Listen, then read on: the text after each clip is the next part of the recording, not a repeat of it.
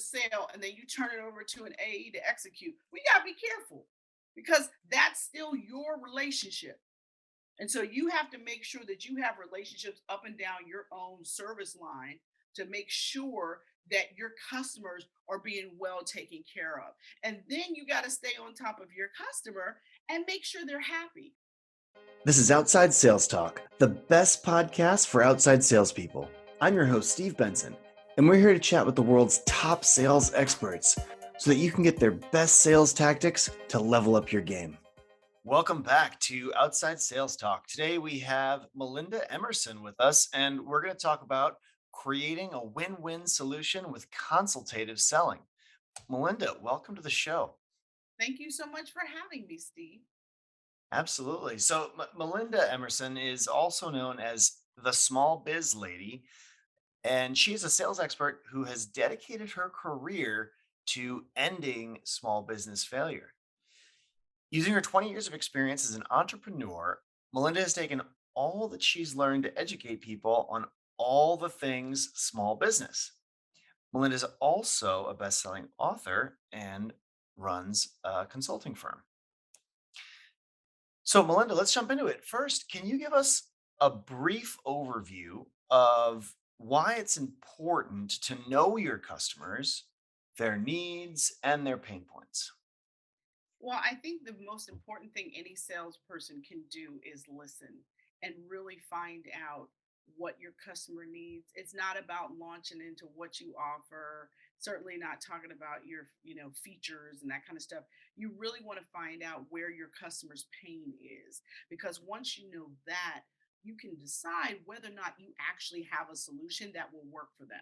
The worst thing we can do as salespeople is try to sell something when somebody's got a round hole and you got a square solution. You have to have enough integrity as a salesperson to be like, you know what, my solution, I don't know if it's really going to work for you. And I think that we have to be honest enough, not just about trying to get numbers, but trying to build partnerships with our customers. I think that is so critical. But I think sometimes we can all get into that, oh, I got to make my numbers, and so you can start trying to sell stuff to people that might not be a good fit. But the problem with that is you're only going to make one sale, right? And in order for business to work, you've got to get repeat business over and over and over again. And you're not going to do that if you're not thinking about your customer first. Like you really want to get in your mind that you never want to let a customer down. And if that's true, then you have to always operate in their best interest, even if it's not in your best interest. And that's hard because I know people are like, look, I got to eat, you know, but you have to make sure that your solution is really a good fit for your target customer. That makes a ton of sense. And if you don't qualify well, if you're not selling to people that really need your solution, as a salesperson, you end up wasting so much time. Oh, yeah. There's only so many hours in the day. And so, really, making sure you're a good fit and doing the qualification that's required is a part of creating a win-win. Um, because if you don't, you can create a lose-lose, which is the worst possible outcome, right? Absolutely. So from your book, you have the 12 P's for running a successful business. So can you elaborate on what the 12 P's are and how you can apply them in a consultative selling approach? Well, I think all 12 of the P's are more about looking internally at a business versus sales. But I think when it comes down to what I think most people struggle with, it's really about if we turn it back on with the salesperson and what the salesperson needs to think about, it's really about people, profit, and prospects, and really understanding who are the people that you're targeting, what is your profit opportunity, right? Is this thing worth your time? And then thinking about it from the customer's perspective and being like, okay, who, like, if you're in a consultative selling situation, the one person you're talking to might not have the juice to make the decision. So, what you've got to figure out is how many more people got to be involved This might just be the first door, but how can you get in a room with the four decision makers and do your razzle dazzle and close them?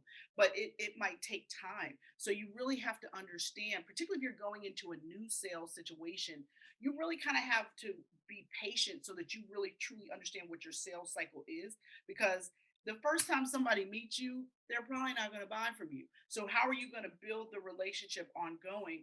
What is going to be your follow up steps? Do you have any samples you can give them? Do you have any other experiences you can invite them to so they can get to know you? Because again, it's about like, no trust.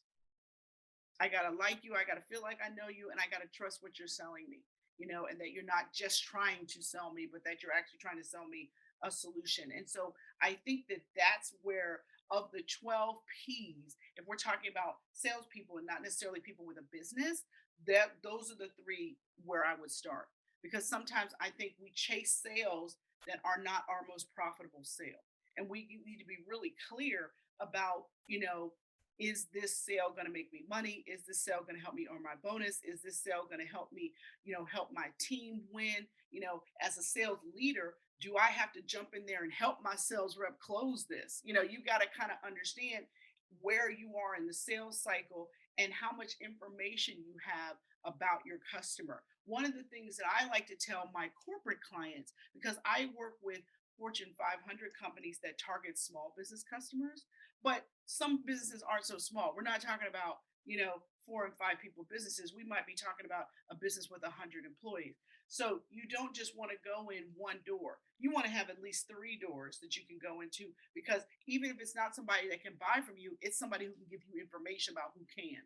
And so you really want to look at any one customer as a market, and how many opportunities can you develop within this one customer, because that's how you're going to stay in the door. You don't want, as a sales rep, you do not want to have just one relationship. That's always dangerous, because that person retires, quits, what gets fired.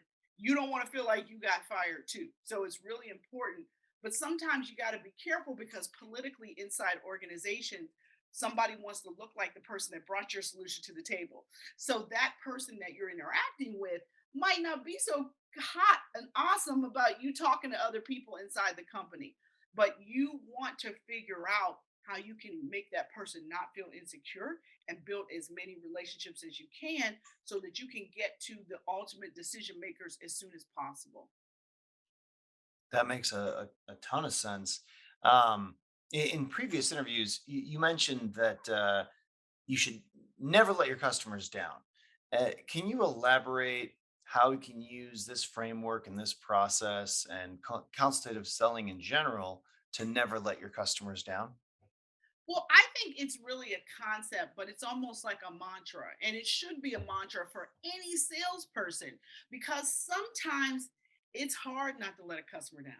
Sometimes when you realize something was supposed to be shipped and it didn't get shipped, and it's going to cost a boatload of money to overnight it to get it to them, you gotta eat it. You gotta do what you gotta do, because even if it wasn't on you, because you're the salesperson, you're not the person putting it in the box and putting the label on it. But if shipping and receiving screws up an order, guess who they're gonna call and scream at? They don't know the person is shipping and receiving. So the one thing that we have to get into as salespeople is not micromanaging, but kind of making sure we understand everybody in the food chain who's got to deliver on this thing you just sold. Because relationships get torpedoed in the shipping department all the time. But you got to make sure you got a good relationship down the shipping department. You got to make sure that if you get wind of a problem, that you have some relationships even in your own organization to fix it. You can't tell a customer shipping screwed up. They don't want to hear that. They want to know what your plan is to fix it, and how you're going to make good on it, or what kind of discount they're going to get on their reorder or whatever. But you have to make sure that, sometimes, because many of us were trained as sort of like hunter gatherers, right? You're the hunter, you make the sale, and then you turn it over to an AE to execute. We got to be careful, because that's still your relationship. And so you have to make sure that you have relationships up and down your own service line, to make sure that your customers are being well taken care of. And then you got to stay on top of your customer and make sure they're happy. You need to ask for feedback within 7 to 10 days of a customer taking delivery. You need to call and find out how what did they get everything? Was anything broken in the box? Was it okay? You just want to make sure that you are always protecting your relationship with the customer. The last thing you want is a customer to call you and tell you there was a problem. You better know that their stuff didn't get delivered, right? And I think too often as salespeople, we're moving on to the next sale. We're moving on to the next sale. And I think we've got to get out of that. I think we've got to do more to make sure we're taking really good care of our customers.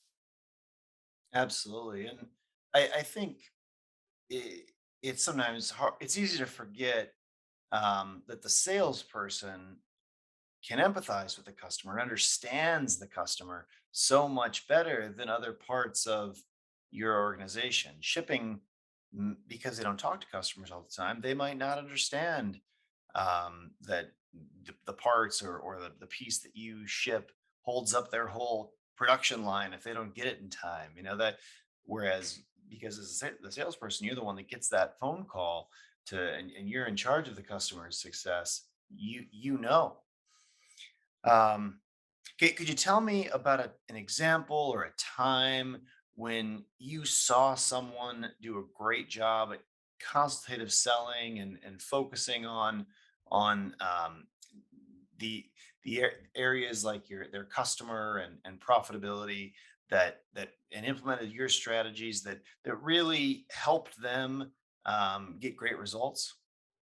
Oh, sure. I sometimes, because I am a small business influencer, sometimes customers call me to execute marketing strategies.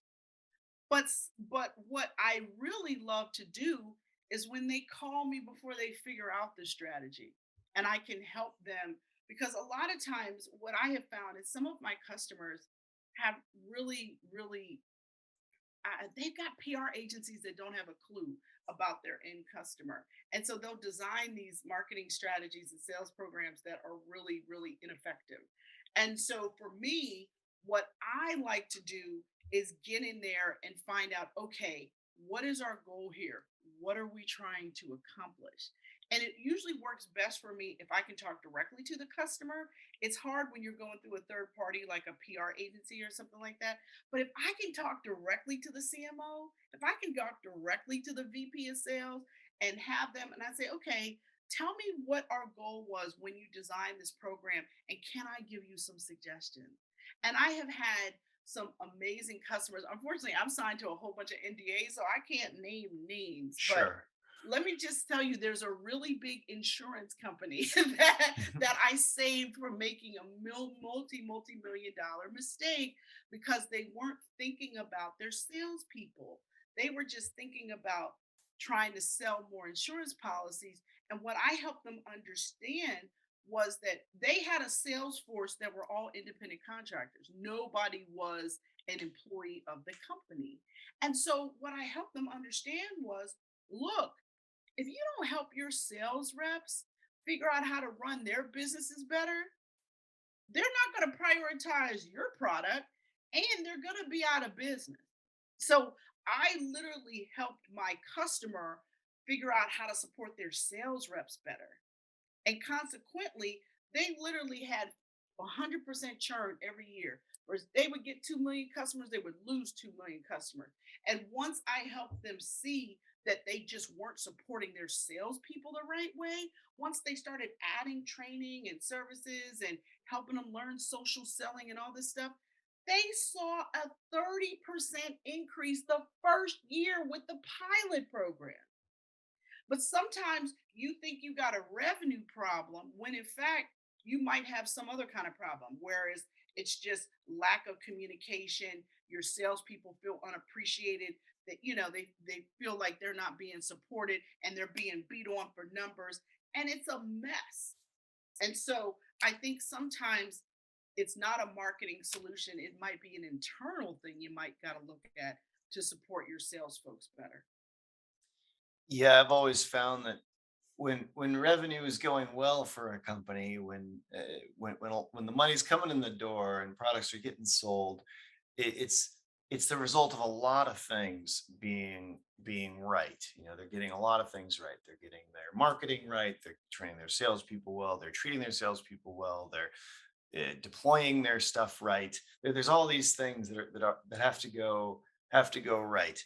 But when revenue is going badly, sometimes it can just be one key thing they're doing wrong. It's like, oh, we're compensating our sales reps wrong, or oh, we're incentivizing the wrong behavior, or oh, we're just not making sure our customers are successful with our product.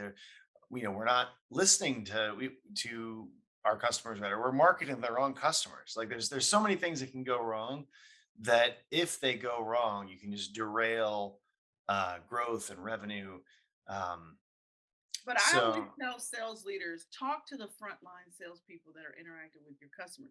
Sometimes their first thing is to bring in some outside consultants to fix it. And I'm like, look, you need to do a voice of the employee exercise and find out what the frontline people think the problem is, rather than paying a whole bunch of money to Accenture or somebody to come in and fix the problem. It's like, no, you got people in your building that know what the problem is, but you've never bothered to ask them. well, and that's the first thing Accenture does when you hire them. Oh, they yeah, they, they want you they to spend 3 months going around talking to everybody, learning your business, and then they'll design a solution for you. And I'm like, "Well, what did you just do? You taught them your industry so they can go work with your competitor after they finish working for you." I mean, again, I just think there's a lot of stuff that gets done in corporate America, and I look at it and I'm going, no, that's not it. And then you did talk about, poor compensation strategy. You can mess around and have an 800-pound gorilla salesperson too, that is telling you how it's going to run because they know what their book of business is worth. So you got to be careful that you're not creating those kind of people in your organization too. right. So I mean, you certainly want competition amongst your sales reps, but you don't want it to be to the point where you're creating prima donnas in your organization, because that is bad for morale. And it makes other people think they can't compete, and when people think they can't compete, they won't compete. And so you always want to make sure that you're supporting your sales reps because they make the money. Like, let's be clear, there's never a bad investment supporting the salespeople. They are the engine that's driving the train. But at the same time, the whole organization has to work right in order for the salespeople to look good, in order for the salespeople to get a repeat order. And what we know about how people buy is this: an existing customer is 60 to 70% more likely to buy than a brand new customer. Brand new customer, you're lucky if you close them 5 to 20% of the time. So, who is the more valuable customer to focus your time on? It is your existing customer. I know we're all excited about new leads. How can we get new leads? How can we qualify leads? Look, love on people who've already loved on you. You got to focus on existing customers. And I see too many people, big and small companies, always want to chase new customers as opposed to chasing existing customers. And I just think it's a strategy mistake. Yeah, no, I completely agree. I think the smartest thing to do is split up hunters and farmers, split up, like to have, if I had 10 sales reps, I want four of them working with our existing customers and making sure they're successful, upselling them, just making them happy with the product. And then the other six hunting for new business. And as soon as a sale occurs, passing it to those four. And that's the way we do it at Badger Maps, and I think that's the way a lot of companies are doing it today. Splitting out the people who work with your existing customers versus your new business. And I think that because you want the way you compensate them to look differently. Their comp packages. You want it's effectively almost a different person that you're hiring, different skill set. Um, but that's often when I get to know a new company that I'm working with or meeting with, or is becoming a customer of ours. I'll often make that suggestion if I figure out that they're not splitting that out, because that can make your whole sales team operate so much more efficiently. Yeah, and you got to realize, who are your power players, shark salespeople that that's what they do and they're good at it, and who are your team builders? Who Yeah. are the people that are going to build those long-term relationships? Who's the person that's going to know the names of all the kids and the customers? Like and it's a style thing, but Hmm. it's also even a mentality. And I think that you need both on any good sales team. But I think sometimes the power players, the killer salespeople, end up dominating sales teams. And I think, and I know why, because they're effective, they look good, they're sharp, they can smooth people. I mean, I know why, but you know, all of these fake relationships they build quickly to make sales are not long term going to get you very much. It's the farmers on your team that are going to make sure people get taken care of, and that the customer success manager type folks. Those people are really important. Yeah, I love the baton pass, and it does create a little friction for customers. You know, they were working with one person that got the deal over the line, and then it's getting passed to someone else. But the way I kind of smooth that is make it much more of a, well, this person's gonna this person was the one that explained the product to you. They're our salesperson. This person is the person that's going to deploy this for you. They're going to work with you. They're going to make sure you're successful, and then that baton pass is a lot smoother. So you're giving the customer a reason why it's happening, right? You're like, okay, Mhm. you know, and that way you can your your shark salesperson can have more leads, and the person that's more interested in building out the relationships and spending time with the customers, and having that 5-year relationship with the same customer, that they can focus on that, and you get more done that way, because and often the shark salesperson doesn't want to talk to No, that's the not what they're interested in. yeah, That's not even their skill set. They want to make the next sale. They live for the sale, yeah. right? And there's nothing wrong with that. Look, I'm a killer salesperson too. I love my favorite sound is send me the invoice, right? The sound of money coming in the door is my favorite sound. But I think that there's different skill sets that you got to understand. And one of the other things that I think is worth even mentioning here is that I'm a big fan of marketing and sales working together because I believe when they're separate organizations, it's a great way for silos to get created. And so I'm a big fan when I'm inside an organization working with them of getting the marketing and salespeople working together. Because the salespeople always complain that marketing doesn't generate good leads, doesn't generate quality leads. It's like, well, if everybody's on the same team and understands what each other's pain is, then everybody can do their job better. So I think sometimes you get the VP of sales over here and the VP of marketing over here, and then you got the CMO up above both of these people. And it's just a great way to have, you know, just a really fractured and dysfunctional sales organization. Yeah, getting those two groups to really understand one another and not have friction is definitely one of the big challenges, because if miscalibrated, you can have, so often you see a marketing team going after leads, prosecuting leads that aren't the ones that are going to close. It's slightly in the wrong industry. It's the customer is slightly the wrong Well, customer. there's a difference between a marketing qualified lead and a sales qualified lead, right? I mean, there is, and a lot of people don't understand what it is.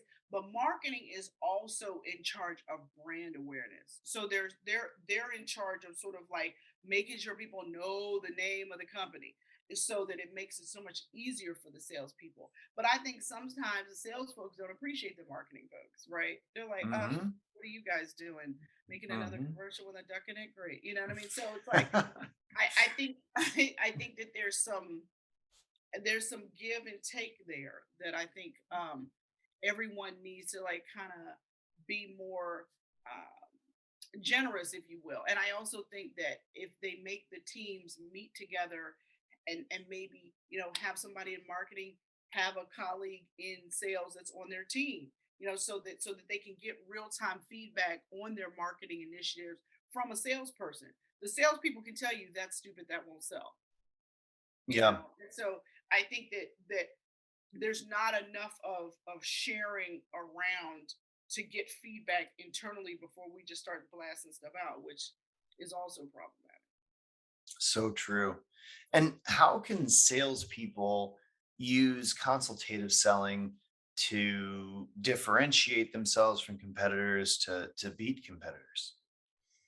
I think when you use consultative selling, it's really about listening. Like, are you paying attention to your customers' needs and not just your customers' current needs, but also your customers' future needs? Because it's not about what you're selling them today. You're trying to figure out how you can position yourself to sell them something 3 years from now. So you want to learn, you want to listen, you want to understand what their problems are and what their growth trajectory is, what their product roadmap is. You want to understand your customer's product roadmap, not just yours. And if you do that, you can always figure out how to zig where other people are zagging, right? You want to be thinking 2 or 3 sales ahead, not on the sale you're working on right now. And that's how you get into long-term partnerships with a brand. And that's really what you want. Well, and having those long-term relationships where they trust you, or those are always the most profitable relationships. How Right. can you build that trust that's so important in consultative selling? Could you give us some tips on how you approach trust building? I think it's about approaching somebody as a human being first. It's not about the sale. It's not even about you. It's almost like how people approach social media, right? If you want to be successful in social media, you have to give to get. And the same is true in any networking relationship. It's like when you first meet someone, you need to be more interested than interesting, right? We've got 2 ears and one mouth. That's because you're supposed to be listening, and you're supposed to be actively listening, not listening to wait for your turn to talk, but listening and thinking about who else in your network might be a good connection for them, or someone at another company that may make sense to add to the relationship to make the pie bigger. There's sometimes it's not about your sale, it's about figuring out your customer's problem and the best solution, and it might be a team of people to get to their solution. Like, I remember one time, I was working with a large transportation company, and they wanted to buy new engines for their trains, but they needed financing support. Like, they wanted to buy, but they didn't have the right financial vehicle to buy. So we actually pulled in the CFO of the company to help them get the financing to do the deal. Because if it was just left up to the salesperson and the person that they were trying to sell it to, this was not going to happen. But sometimes you have to understand what the bigger problem is. The bigger problem is they needed a financing vehicle to spend $60 million. Okay, well, we happen to work for a company big enough that has a whole other financial arm that wasn't involved in this part of the company, but we were able to pull in the CFO. And when is a sales rep calling a CFO? You know what I'm saying? Like, it was a thing where somebody went out on a limb and said, I think we can fix this bigger problem. And if you fix the bigger problem, you get them the financing to buy the new engines. Are they really going to buy from somebody else the next time? No way. It's really about figuring out all of the problems, you know? Absolutely. Well, and what would you say to someone that says consultative selling's dead? Um, buyers are getting all their information online, and the information is all available today, and so they have the ability to make their decisions without a consultative seller. If you're selling something that costs over $1,000, somebody needs to still have a conversation with somebody about that. Like, people are not buying big ticket items off of something they read on the internet. And I why promise you is that. that? Why is that so important? Well, I totally agree with you. I mean, it's I like completely anything agree. else. It's like, yeah, I'll make a $300 decision off of something I read off the internet or watching a little ad for something. But I'm buying something worth hundreds of thousands of dollars or even $1 million. There's no way in the world I'm doing that just on information on the internet. Now, I might start there so that I can figure out who are the players I need to be looking at. But I assure you, I'm picking up the phone or I'm on their website making a reservation for a demo or something for somebody to show me something. I want to talk to their customers. I'm not going to just take their word for these little testimonials that are on their website. No way. No, it really depends on how expensive the item is that you sell. But I promise you, depending on the age of the person buying in particular, oh no, people want to talk to a human because they want to be able to hold a human accountable if something goes wrong, too. They want guarantees, they want warranties, they want to know what all that stuff is, and they can't get all of that just from reading somebody's landing page on a website. No way. I completely agree. Well, the next section is sales in 60 seconds. And so, quick questions, quick answers. First question: what is your top tip for connecting with customers? Pick up the phone. Magic happens on the phone. Absolutely. I think that human to human connection is so important. And I would say also drop by, get in front of people, take them out to lunch, like that. That is that is how human relationships are built. Um, it in your opinion, what is the most challenging part of consultative selling? What's hardest? I think the hardest part is figuring out who all the decision makers are. Sometimes you think you're talking to the decision maker and you find out, oh, there's a VP or director or somebody that's got to get involved in this decision. And that's tough because then you're like, oh, I got to do this talk again to two more people. Okay. So figuring out all the layers of who the decision makers are, I think is really, really tough. And what tips do you have for reps to become customer ready before each meeting? What should they do to prepare? You need to know who the people are that are going to be in the meeting. I would do LinkedIn searches on every single one of them. And I would figure out if there was a point of connection with each one of them, whether it's where they went to college, where they got their MBA, some other charity they're on the board of. Like, I would know stuff about the people you're going to meet. You don't ever go into a meeting cold. And the other thing I would say, and don't ever go to a meeting late. 15 minutes is late. You want to make sure that you are there before anybody else gets there. You want to see people, you want to welcome people like you're the host to a meeting because you want to make sure that you are in the best position to get that extra little bit of information before the meeting starts. So you definitely, those would be my best tips.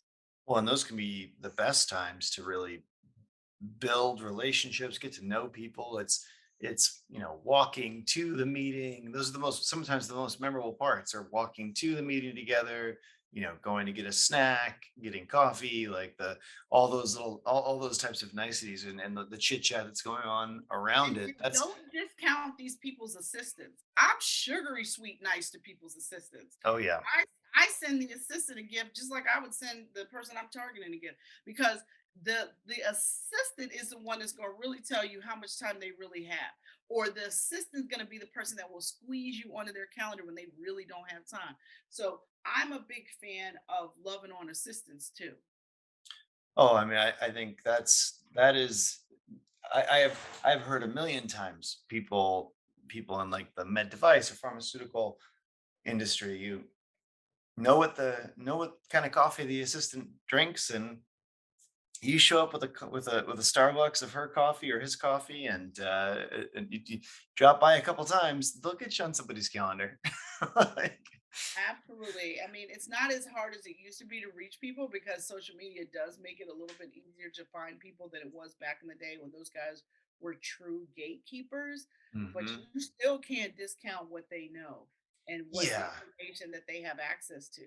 Well, and it's interesting, like the social media has created ways to like reach out to someone directly, but it it's like if you talk to someone that I work with on my marketing team and or sales team or engineering team, or if you've kind of figured out our problems and then they make an introduction, I'm going to take the meeting every time.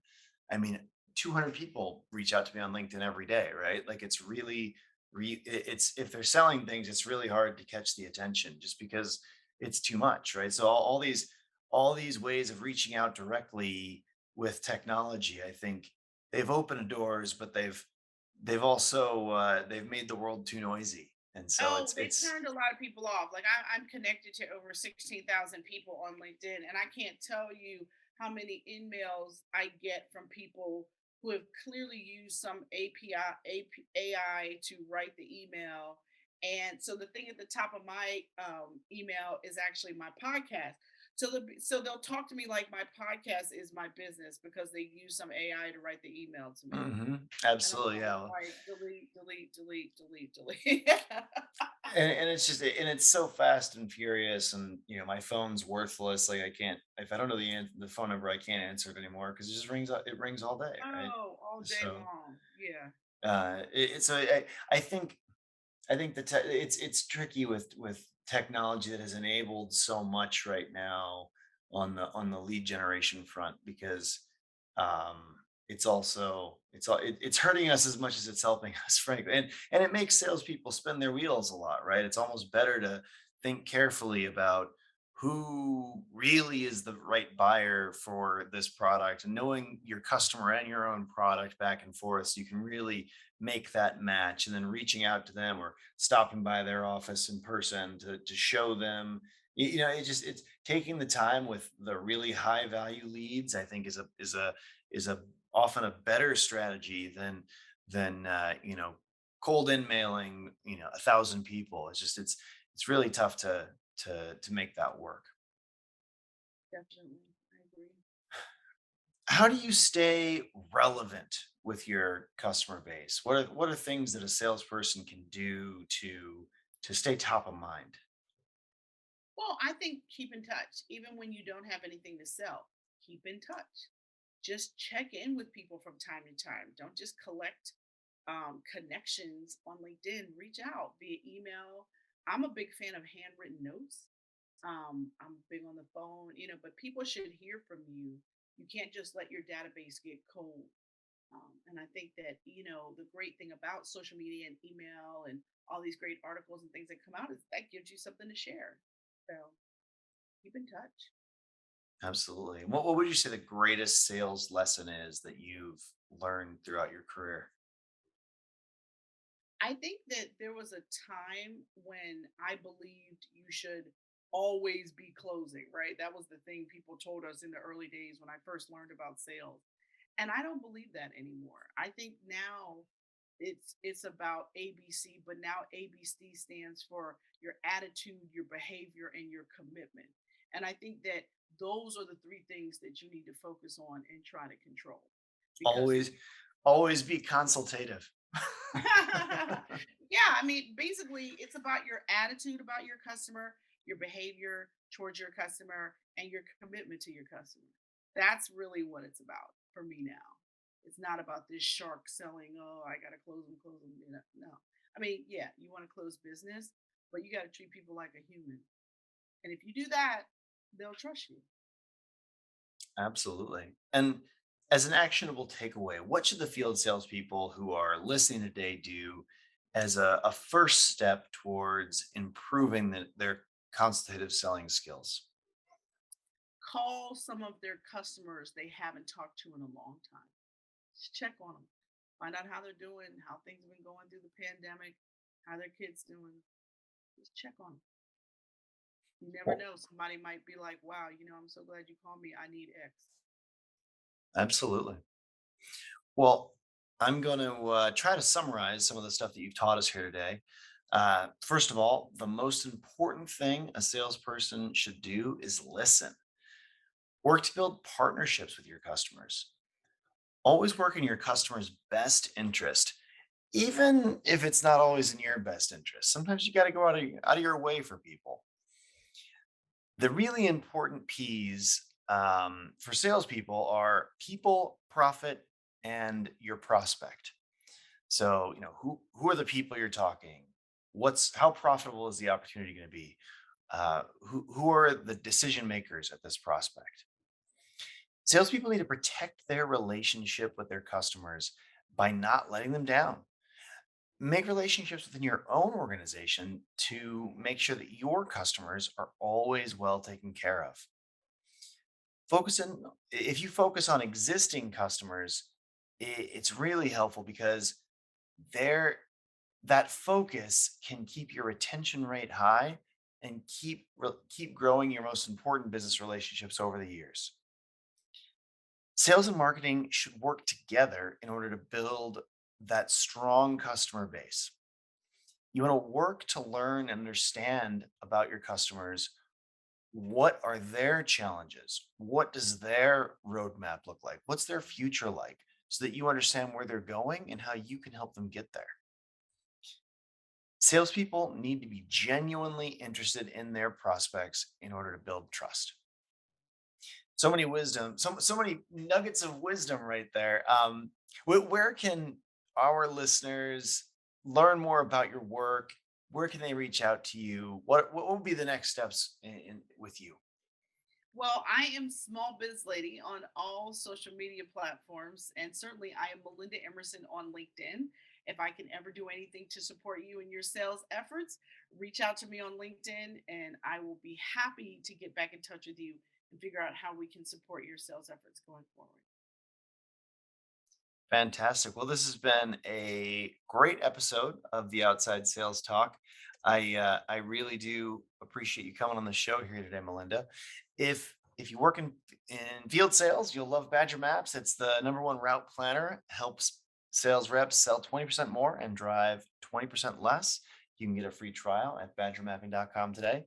If anyone can think of any other sales reps that would benefit from learning the skills that Melinda taught them today, share the love and forward this episode on to them. Take care until next time, everybody. And Melinda, thanks so much for coming.